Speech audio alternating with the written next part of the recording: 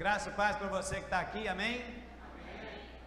Graça e paz para você que está em casa, ao alcance da nossa voz, da imagem, que você também seja, eu sei que você já está sendo abençoado, desde que você ligou o seu aparelho, desde que você chegou aqui, através dos cânticos, a presença do Senhor nesse lugar, amém?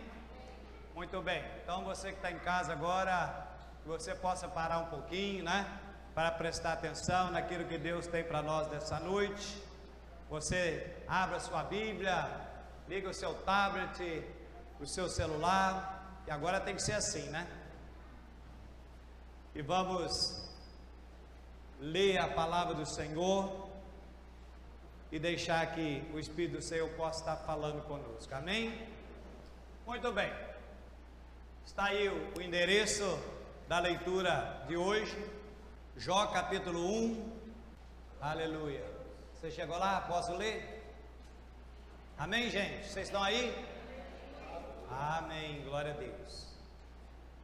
Muito bem, começando no versículo 1. Havia um homem na terra de Uz, cujo nome era Jó. E este era um homem sincero, reto e temente a Deus, e desviava-se do mal. E nasceram-lhe 7 filhos e 3 filhas, e era o seu gado 7.000 ovelhas, 3.000 camelos, 500 juntas de bois, 500 jumentas. Era também muitíssima gente a seu serviço, de maneira que este homem era maior do que todos do Oriente. Iam seus filhos e faziam banquetes em casa de cada um no seu dia, e enviava e convidava as suas 3 irmãs para comer e beberem com eles. Sucedeu, pois, que, tendo decorrido o turno de dias de seus banquetes, enviava Jó e o santificava, e se levantava de madrugada e oferecia holocausto segundo o número de todos eles, porque dizia Jó: porventura pecaram meus filhos e blasfemaram de Deus do seu coração. Assim o fazia ele continuamente. E vindo um dia em que os filhos de Deus vieram apresentar-se perante o Senhor, veio também Satanás entre eles. Então o Senhor disse a Satanás: de onde vens? E Satanás respondeu ao Senhor, dizendo: de rodear a terra, de passear por ela. E disse o Senhor a Satanás: observaste tu a meu servo Jó? Porque ninguém há na terra semelhante a ele, o homem sincero e reto, temente a Deus, que desvia-se do mal. Então respondeu Satanás ao Senhor e disse: porventura teme Jó a Deus debalde, ou seja, de fato? Porventura não cercaste tu de bens a ele e a sua casa e a tudo quanto tem? A obra de suas mãos abençoaste, o seu gado está aumentando na terra, mas estende a tua mão e toca-lhe em tudo quanto tem, e verás se não blasfema a ti na tua face. E disse o Senhor a Satanás: eis que tudo quanto tem está na tua mão, somente contra ele não estenda a tua mão. E Satanás saiu da presença do Senhor. E sucedeu um dia em que seus filhos e suas filhas comiam e bebiam vinho na casa de seu irmão primogênito, que veio o mensageiro a Jó e disse: os bois lavravam, as jumentas pasciam juntas a eles, e eis que deram sobre eles os saduceus e os tomaram, e os moços feriram ao fio da espada, e eu somente escapei para te trazer a nova. Estando este ainda falando, veio outro e disse: fogo de Deus caiu do céu, e queimou as ovelhas, e os moços consumiu, e só eu escapei para te trazer a notícia. Estando ele ainda falando, veio outro e disse, ordenando os caldeus 3 bandos, deram sobre os camelos, tomaram, e os moços feriram a fio da espada, e só eu escapei para te trazer a nova. Estando este ainda falando, veio outro e disse: estando os teus filhos e as tuas filhas comendo e bebendo vinho em tua casa de seu irmão primogênito, eis que um grande vento sobreveio da além do deserto e deu nos 4 cantos da casa, a qual caiu sobre os mancebos e morreram. E só eu escapei para te trazer a notícia.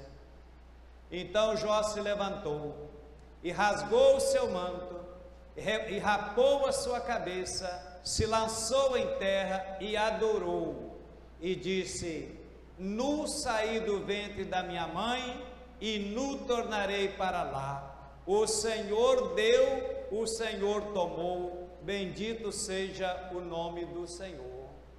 Em tudo isso Jó não pecou, nem atribuiu a Deus falta alguma. Querido, permita-me ler mais um pouquinho no capítulo 2.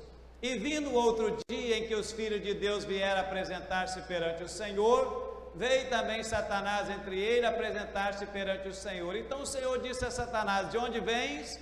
E ele respondeu ao Senhor e disse: de rodear a terra, de passear por ela. Disse o Senhor a Satanás: observaste meu servo Jó? Porque ninguém há na terra semelhante a ele, homem sincero e reto, temente a Deus, que se desvia do mal, e que ainda retém a tua sinceridade, havendo-me tu incitado contra ele para consumir sem causa. Então Satanás respondeu ao Senhor e disse: pele por pele, e tudo quanto o homem tem dará pela sua vida. Estende, porém, a tua mão e toca nos ossos e na carne, e verás se não blasfema de ti na tua face. Disse o Senhor a Satanás: eis que ele está na tua mão, poupa, porém, a sua vida. Então saiu Satanás da presença do Senhor e feriu a Jó de uma chaga maligna, desde a planta do pé até o alto da cabeça. E Jó, tomando um pedaço de telha para raspar com ele as feridas, assentou-se no meio da cinza. Então sua mulher lhe disse: ainda retens a tua sinceridade? Amaldiçoa a Deus e morre. Mas ele lhe disse: como fala qualquer doida, assim falas também tu. Receberemos o bem de Deus e não receberíamos o mal? E em tudo isso não pecou Jó com os seus lábios. Aleluia. Queria falar com você sobre esse tema, querida. Fala para mim.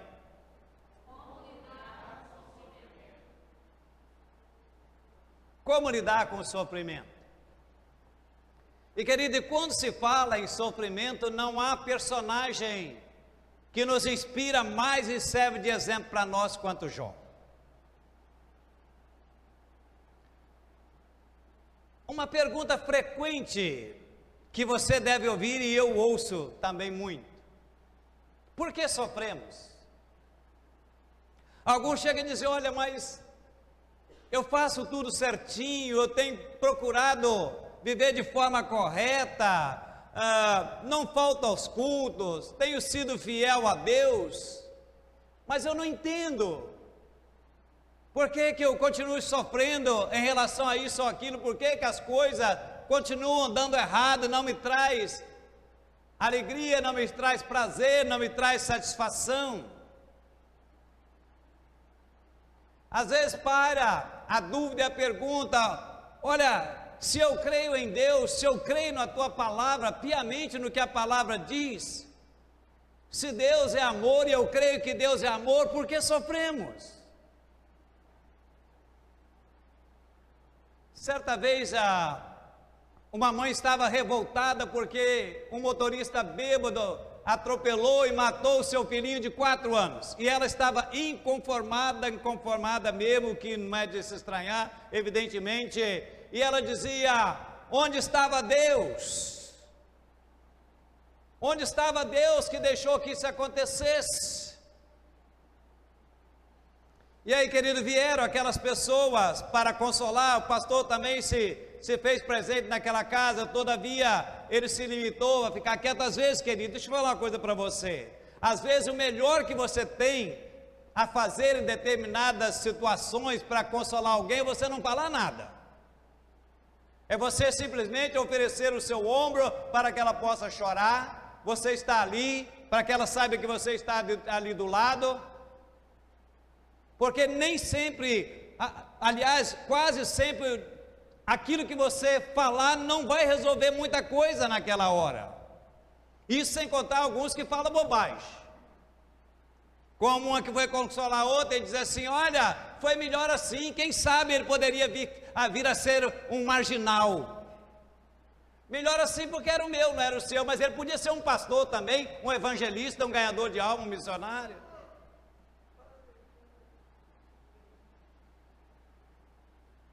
E sabe, aí o pastor ficou quieto. Passado um tempo depois, 2 dias depois, o pastor volta e disse: eu vim responder a sua pergunta, que naquele dia não adiantava dizer para você.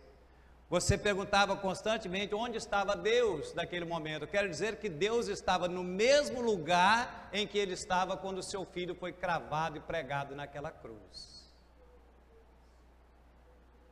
Sabe, querido, há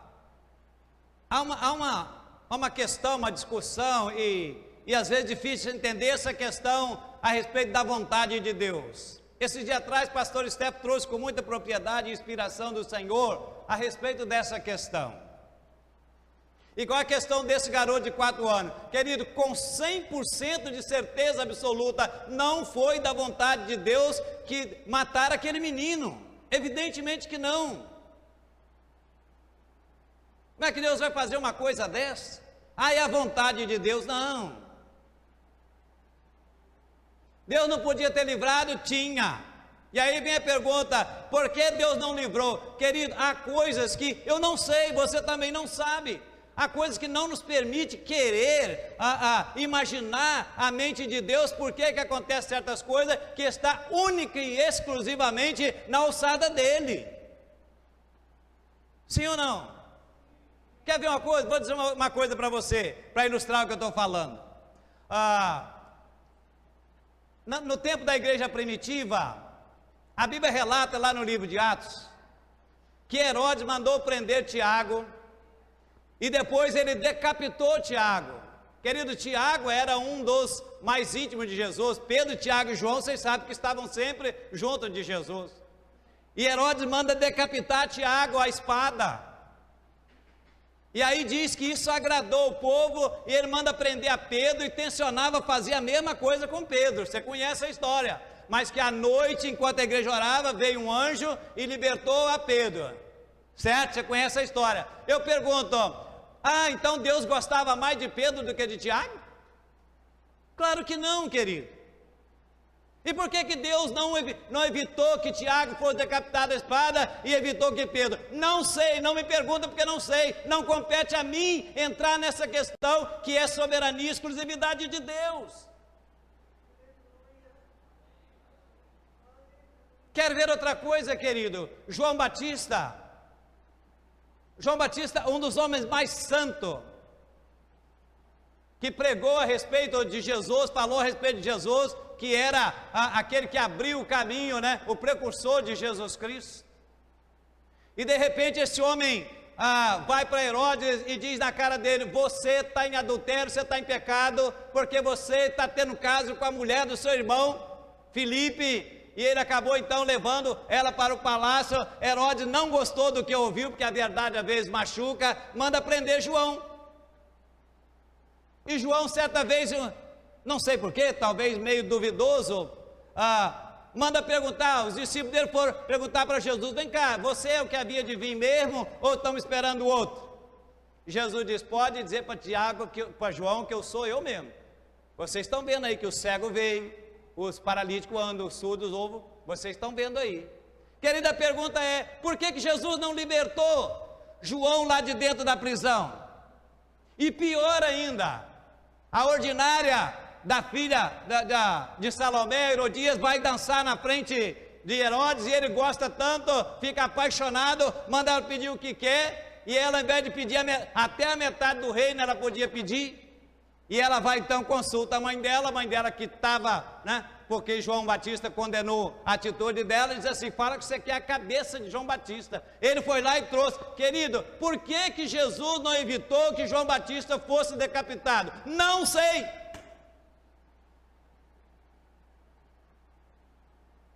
Não me compete a mim, querido, entrar nessa questão. É um outro patamar, na alçada de Deus, no comando de Deus. Eu não posso entender isso. Você está entendendo, querido? Há coisas que acontecem, e nós não sabemos. Há muitos porquês, querido, há muita pergunta, que eu e você, quando chegarmos lá no céu, podemos então tirar todas essas dúvidas, mas por enquanto não podemos tirar. E assim há muitas na Bíblia. De vez em quando alguém me questiona algumas coisas: pastor, por que disse assim? Não sei, meu filho.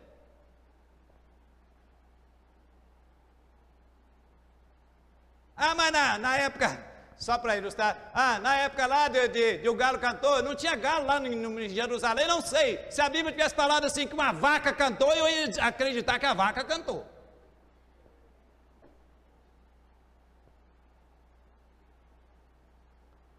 Mas como eu estava dizendo, querido, a experiência de Jó nos orienta muito a respeito dessa questão, como lidar com o sofrimento. Porque não só Satanás, mas inclusive Deus, muitas vezes recebe a culpa de algumas coisas na nossa vida. A experiência de Jó, nós vamos ver aqui, querido, uma vontade direta de Deus e uma que os estudantes, os estudiosos, costumam classificar de a vontade permissiva de Deus. E esse é um livro, então, que pode nos orientar a respeito dessa questão do sofrimento.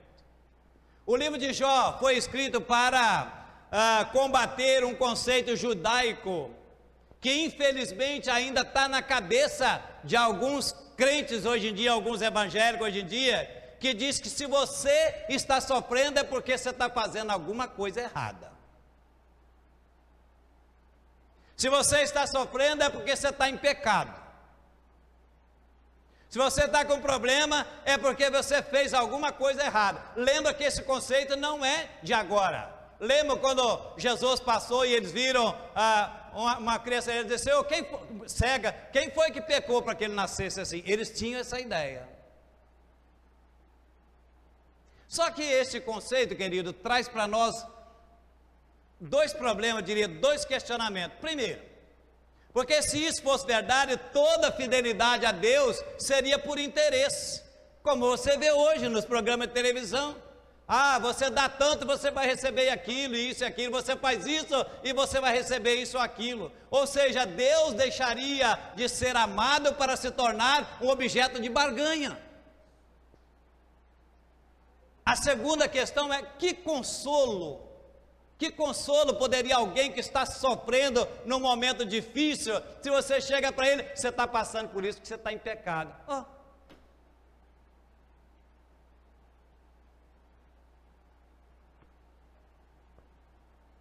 Já contei essa história aqui. Um garoto levado, desses garotos levados mesmo, bem levado.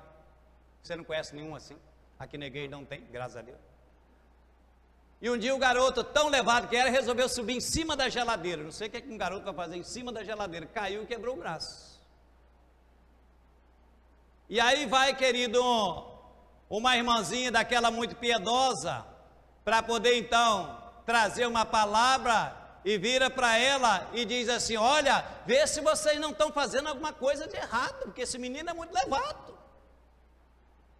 Será que seu marido não está com algum amante lá fora? Está lá, coitado, o filho com o braço engessado, a receita para comprar o remédio, a outra vez esfrega mais sal na ferida. E o coitado do marido tem nada a ver com a história, paga o pato.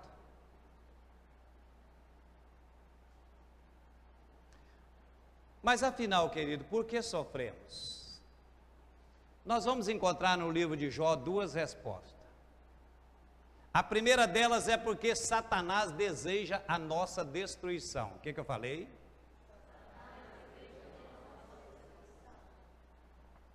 E a segunda é porque Deus deseja o nosso aperfeiçoamento. O que eu falei? Então vamos à primeira. Deus criou, querido, o mundo. E a Bíblia diz então que Deus criou tudo em ordem. E relata lá na história da criação que a cada dia que ele ia criando, Deus ia vendo que era muito bom, que era bom. E quando ele termina, ele usa o superlativo, dizendo que era muito bom. Ok, só que Satanás não deseja o bem-estar do homem. E desde então, Satanás tem feito de tudo para nos destruir. Jesus chega a afirmar isso, dizendo que ele veio para matar, roubar e destruir. Pedro diz: olha, tende cuidado, porque Satanás anda ao vosso derredor, bramando como um leão, procurando a quem possa tragar. Ou seja, essa é a função de Satanás. O texto que nós lemos, Satanás tem um diálogo com Deus. E Deus se alegra com a fidelidade de Jó. Nas duas vezes em que Deus se refere a Jó, ele fala com orgulho de Jó. Um homem reto, temente a Deus, que se desvia do mal, Deus elogia Jó. Mas alguém que não conhece a história pode dizer assim: ué, mas elogiava Jó e abandonou Jó? Se orgulhava dele e o abandonou? Não, querido, não é isso. No versículo 12 do capítulo 1, nós vemos assim: e o Senhor disse a Satanás: eis que tudo quanto tem está na tua mão, somente contra ele não estenda a tua mão. E Satanás saiu da presença do Senhor. Então é aquilo que eu falei, que muitas pessoas chamam aqui de a vontade permissiva de Deus, ou seja, Deus permitiu. Sabe por quê também, querido? Porque se Deus não permitisse isso, Satanás ia dizer: ah, tá vendo? Eu não te disse? Você sabe que ele vai blasfemar, por isso que você não deixou. Como Deus não ia dar essa brecha para Satanás, evidentemente, e Deus conhecia Jó, então Deus permite. Mas Deus colocou um limite, dizendo: olha, você pode tocar nos seus bens, mas no corpo dele você não toca. E assim ele fez. Depois Satanás volta a fazer uma carga ainda mais pesada sobre Jó, e Deus dá permissão. Capítulo 2, verso 6. E disse o Senhor a Satanás: eis que ele está na tua mão, poupa porém a sua vida. Querido, deixa eu falar uma coisa para você. Por que alguns dizem a respeito da vontade permissiva? Porque Satanás não pode fazer nada acima do que Deus permite ou possibilita a ele. Amém, gente? Que ele é um inimigo? É. Que ele tem poder? Tem. Que ele deseja o nosso mal? Deseja. Mas o poder dele é limitado. Deus é maior. Aleluia, aleluia. Então não esqueça disso, querido. Eu e você temos um inimigo perigoso que tem poder, que quer o nosso mal a todo instante, quer nos derrubar, mas nunca esqueça que Deus é maior. Maior é o que está em nós do que o que está no mundo. Aleluia. Sabe, hoje há uma obsessão em torno da pessoa de Satanás, que há lugares em que ele se torna a estrela maior. Igrejas há que falam mais dele do que em Cristo. Hoje você chega nas livrarias, você tem mais literatura falando de Satanás do que de Cristo. Querido, pode ser que você esteja no momento da sua vida em que você está se sentindo assim, acuado de todos os lados, que você tem aquela sensação de que alguém está querendo te derrubar. Mas eu quero lhe dizer duas coisas. Primeiro, que o poder de Deus é maior. E a segunda é que, como cristão, como servo do Senhor, como crente, eu e você, querido, nós contamos com a intercessão do nosso Senhor e Salvador Jesus Cristo. Lucas narra lá no seu capítulo 22, a respeito, verso 31 em diante, ele disse para Simão assim: Simão, eis que Satanás me pediu para cirandar você. Ou seja, Satanás pediu autorização, porque ele não podia fazer isso sem. Ele vai colocar você numa peneira e vai, te peneirar para valer. Mas eu roguei por ti. Você vai dizer assim: ele falou isso para Pedro. Não, querido. Capítulo 17 de João, versículo 20, quando ele faz a oração intercessória, ele diz assim: Senhor, eu oro não somente por esses, mas por todos aqueles que hão de crer em mim. Ei, querido, eu e você estamos nessa. Ou seja, Jesus, a Bíblia diz que Ele está onde? À direita do Pai, que intercede por nós. Querido, eu acho essa figura linda. Você sabe que eu gosto dessas coisas. Imaginar que Ele está sentado do lado direito, tá? Imagine isso, sentado do lado direito, está bem do ladinho do ouvido, né? É como se Ele chegasse no ouvido e falasse assim: Pai, dá uma olhadinha lá para aqui, Sila. Pai, a Elô está precisando de uma ajuda lá. Pai, a Graça está precisando do Senhor. Eu acho isso lindo demais, querido.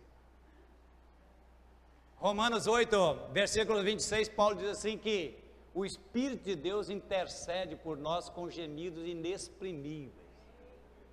Ou seja, não dá nem para exprimir a maneira com que Ele faz isso, mas Ele faz. Porque tem hora, querido, que eu e você não sabemos, não temos como orar, não sabemos como pedir, tem hora que a gente simplesmente a gente fica calado, e é nessa hora, tenha certeza absoluta, querido, que o Espírito de Deus está intercedendo por você junto ao Pai. Aleluia! Então essa é a primeira razão por que nós sofremos, porque Satanás deseja a nossa destruição, querido, mas isso não significa que nós estamos desamparados, que nós estamos largados, que nós seremos destruídos, porque embora ele possa desejar isso, mas Deus é maior. Então vamos à segunda razão, porque sofremos, é porque Deus deseja o nosso aperfeiçoamento. Querido, uma pergunta: nós amamos Deus de fato?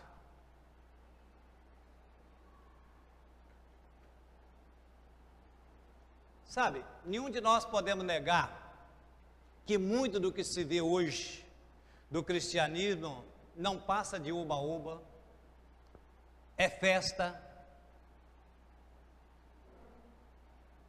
para muitos é como goma de mascar.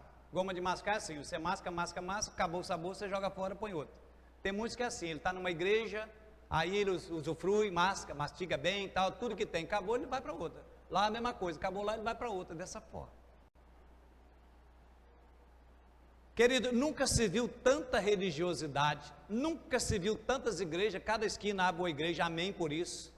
Nunca se viu tantas religiões, mas também nunca se viu uma moralidade tão baixa.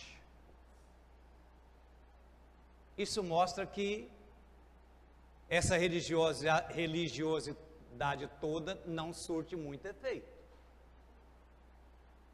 Qualquer hora do dia ou da noite que você ligar a televisão, está tendo culto, está tendo missa, está tendo um programa religioso.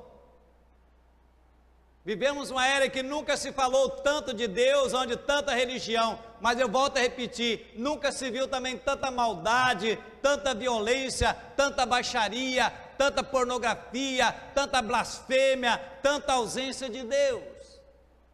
Então não é difícil concluir, querido, que tudo isso não passa de fachada. Muita gente hoje em dia busca Deus, querido, não por amor a Deus, mas pelo que Ele pode fazer, ou seja, por interesse. Se está precisando de saúde, então busca Deus. Se está com problema no casamento, busca Deus. Se está desempregado, busca Deus. Acabou, acabou. Ou seja, só busca Deus para resolver problemas. Mas isso sempre foi assim, querido.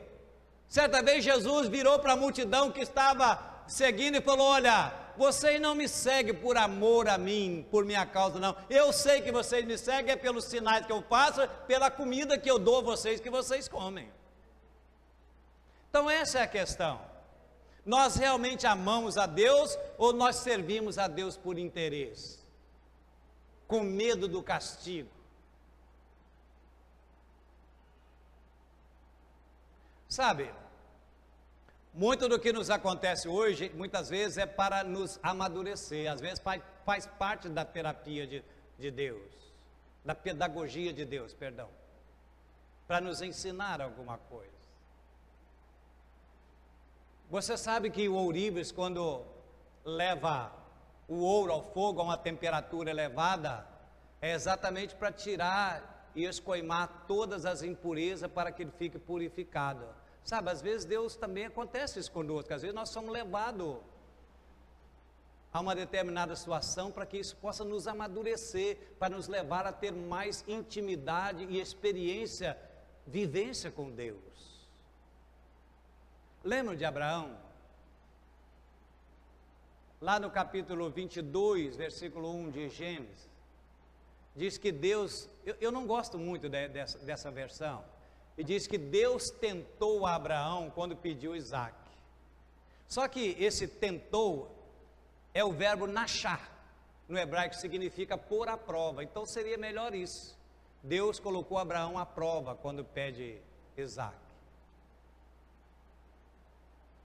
E aí, eu fico pensando que Abraão podia pensar, olhando para a nossa situação, podia pensar assim: Deus não gosta de mim, então dizer para ele: se o senhor não gosta de mim, o senhor não me ama, não, o senhor diz que gosta de mim, que me ama, me chamou para ser pai de uma grande nação, o senhor demora 25 anos para me dar um filho, eu já na idade de 100 anos, que agora não tem nem como ter outro mais, se você levar isso aqui, e agora o senhor me pede isso, e vai dizer que me ama? Queridos, não é isso que muitas vezes a gente faz. Se Deus me amasse, Deus me curaria. Se Deus me amasse, Deus não teria levado meu marido, não teria levado meu filho, não teria levado minha mulher. Se Deus me amasse, eu não estaria nesse sofrimento. Não é assim que a gente faz. Só que esse, a quem a Bíblia chama e nós o conhecemos como pai da fé, não questionou. Sabe, querido, uma das maiores experiências que um cristão pode ter é ser provado por Deus. Porque é ali que ele vai verdadeiramente experimentar Deus. Jó também foi provado por Deus. No primeiro estágio ele perde os seus bens, tudo, seus bois, sua jumenta, perde tudo. Ok, bem se perde, bem se recupera. Depois ele perde seus filhos, aí já dói. Deve ser muito trágico perder um filho. Então ele perde seus bens, ele perde seus filhos, ele perde a sua saúde. Não bastasse isso, a única sobrevivente de tudo foi a sua esposa, que para ele se torna um fardo, ao invés de ser uma bênção. Chega para ele e diz: você ainda tem fidelidade com esse Deus? Amaldiçoa esse Deus e morre. O sujeito perde o bem, perde os filhos, está doente, ainda vem a mulher estragar mais sal na ferida. Não sei você, mas para mim melhor ficar viúvo do que com um traste desse dentro de casa. Mas o verso 22, querido, diz: em tudo isso, não pecou Jó contra Deus.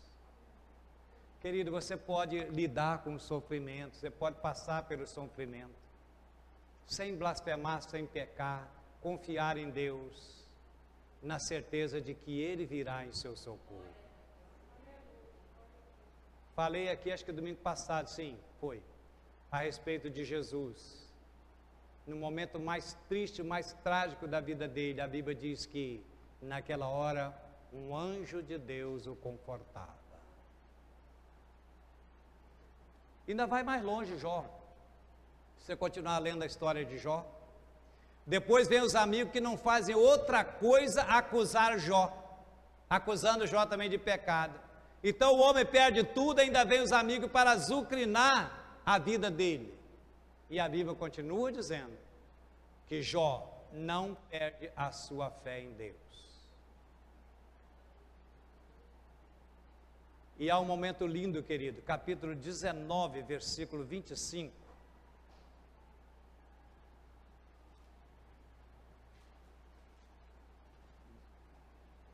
Que Jó diz assim, olha, porque eu sei que o meu Redentor vive e que por fim se levantará sobre a terra. Querido, Redentor é a palavra gorer, que quer dizer defensor, advogado. Então a ideia de Jó é essa, olha, vocês me acusam, eu não sei realmente o que é que está acontecendo, não entendo bem o que está acontecendo, mas eu confio que o meu Redentor, o meu advogado vive e que por fim se levantará em meu favor. Querido, disso você pode ter absoluta, 100% de certeza. Que coisa linda. Jó continua firme. E alguém pode perguntar, como é possível isso diante de tantas coisas? Alguns chegam até a dizer que Jó não é um personagem, que Jó é um personagem fictício, não real. Mas eu creio que a chave para entender o drama de Jó está no capítulo 42, versículos 5 e 6. Jó diz assim, com o ouvir dos meus ouvidos ouvi, mas agora tivei os meus olhos, por isso me abandono e me arrependo no pó da cinza. Ou seja, antes Jó tinha um conhecimento de Deus, o que poderíamos chamar um conhecimento de segunda mão, como a maior parte dos membros de igreja hoje. Mas agora não, agora Jó tem uma experiência vivida com Deus. Sabe, tem muita gente que o que eles conhecem de Deus não é por experiência vivida. Às vezes você pergunta para a pessoa, quem é Deus para você? Deus é o Criador, é o Senhor, Como é que você sabe disso? Porque meu pai e minha mãe sempre falam, meus avós sempre já falavam isso. Eu ouço essa historinha desde pequena. Mas qual é a sua experiência com Ele? Você pode dizer, não, eu sei que Deus é fiel, que Deus existe, porque eu tenho provado isso na minha vida. Então Jó conhecia, ouvi falar, ele diz aqui, mas agora nessa crise Jó conhece a Deus por experiência. Querido, qual o conhecimento que você tem de Deus? Um conhecimento de segunda mão, ou seja, do que você ouve as pessoas falar, ou por experiência vivida com Deus? Como lidar com o sofrimento? Sofrer não é bom, a menos que você seja masoquista, eu sei que não é. Há um momento importante na vida de Jó também, lá no capítulo 16, verso 6, que ele diz assim, se eu falo da minha dor, ela não acalma, se eu calo, meu sofrimento diminui, ou seja, não adianta eu ficar resmungando, reclamando e falar para todo mundo. Sabe, tem gente que às vezes está com problema, sai reclamando, sai blasfemando, vai falando para todo mundo, coloca até na rede social. Às vezes está com dor, está com a dor de cabeça, não vou no culto não. Gente, ficar em casa assistindo televisão, vai passar dor, vai. Estou meio chateado hoje, não vou não. Tá, você ficar em casa, a chateação vai passar. Se aborreceu com o marido, se aborreceu com o filho, aborreceu com a esposa, também não vou no culto não. Tem marido e tem mulher, coitado, que já desde o sábado tem que estar policiando quem vai falar, porque se aborrecer no outro dia também não vou na igreja.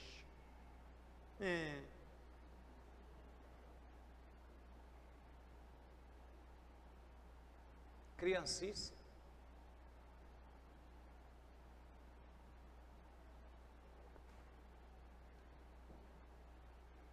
Mas vamos ao final. Capítulo 42, verso 10. E o Senhor virou o cativeiro de Jó quando orava pelos seus amigos E o Senhor acrescentou a Jó outro tanto em dobro a tudo quanto dantes possuía. Presta atenção, o Senhor mudou o cativeiro de Jó, ou seja, mudou totalmente aquela situação, virou, ou seja, inverteu quando Jó orava pelos seus amigos. Olha que coisa bonita, querida. A sorte de Jó começou a mudar quando ele começou a orar pelos seus amigos. Jó entendeu que os seus amigos precisavam mais de Deus do que ele. Porque o problema de seus amigos era o problema de muita gente hoje, ou seja, que não tem uma experiência com Deus. Ei, querido, deixa eu falar uma coisa para você. Talvez a sua sorte vai começar a mudar a partir de hoje, seu sofrimento, quando você começar a orar pelos seus amigos e pelos seus inimigos. Orar pelas pessoas que precisam, às vezes, mais de Deus do que você. Porque você sabe que o que ela faz, o procedimento dela com você ou com os outros, é porque ela não tem o conhecimento que você tem de Deus. Mas você precisa viver isso. Como diz Jó. Antes eu conhecia de ouvir falar, agora não. Agora eu sei quem é Deus. Eu tenho uma experiência real e verdadeira com Ele. Que lição, querido. Ao invés de Jó ficar reclamando e ficar lambendo as feridas, Jó vai fazer alguma coisa útil por alguém. Jó faz aqui o que os psicanalistas chamam de terapia utilitária. Ou seja, ele procura dar sentido a sua vida, ele procura fazer algo em benefício dos outros. Tem gente que se recolhe e fica, olha para mim, como é que eu estou sofrendo, ninguém me visita, ninguém tem pena de mim, todo mundo está contra mim, chego na igreja e ninguém fala comigo.